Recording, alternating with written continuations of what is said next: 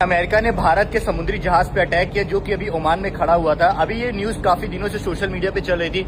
पहले तो मैं कुछ चीजें बता देता हूँ। उस पे 24 लोग थे, जैसे हमारे जहाज पे अभी 20 लोग हैं उस जहाज पे, क्योंकि वो तेल लोड करने वाला जहाज था और वो जहाज ओमान में एंकर पे खड़ा था। एंकर मतलब एक जहाज, जहां देखो कभी कभी जहाज को पोर्ट पे जाने के लिए परमिशन नहीं मिलती है या उसका नंबर लेट आता है तो जहाज को एंकर डाल के बीच समुद्र में खड़ा कर देते हैं। उस जहाज पे 24 लोग थे जिसमें कि सारे भारतीय लोग थे।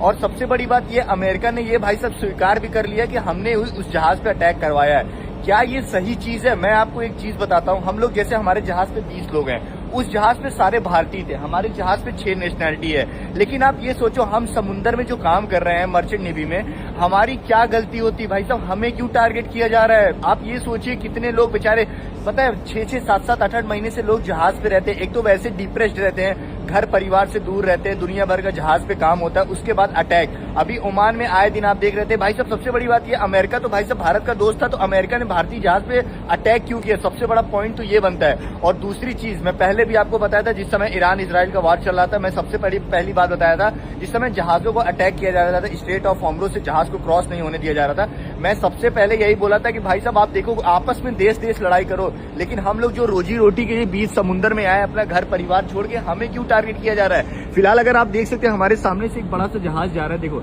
ये देख रहे हैं आप, देखिए काफी बड़ा जहाज है। ये देखिए समुद्र में ऐसे ही जहाज आते जाते रहते हैं। कल को कोई भी भाई साहब अटैक ऐसे, मतलब देखो टारगेट करके मिसाइल अटैक करते, जहाज तो खत्म। लेकिन उस जहाज पे पहले तो बताया जा रहा था 24 के 24 लोग इंडियन नेवी ने बचा लिया।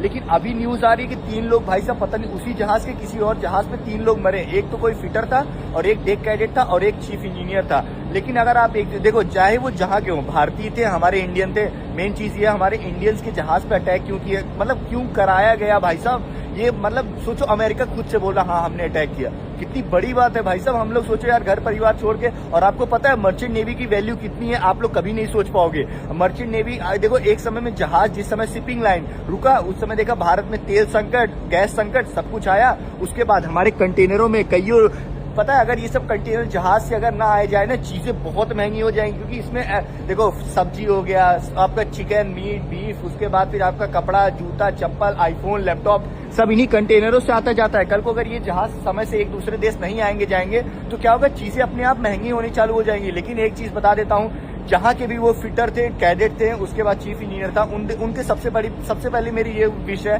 कि उन लोगों को भाई साहब, वहां की सरकार उनके मतलब फैमिली वालों को कुछ ना कुछ इंश्योरेंस के तौर पे या उनके मतलब परिवार वालों को थोड़ा सा फाइनेंशियली सपोर्ट करे। क्योंकि भाई साहब हमारे पीछे देखो, अब उस जहाज पे क्या सीन हुआ है, वहां पे 24 लोग मिसिंग है। लेकिन मिसिंग तो नहीं है, सब लोग बचा लिए गए 24 के 24 लोग। लेकिन आगे क्या हो रहा है ये सब के लिए हम लोग इंतजार करेंगे। धन्यवाद।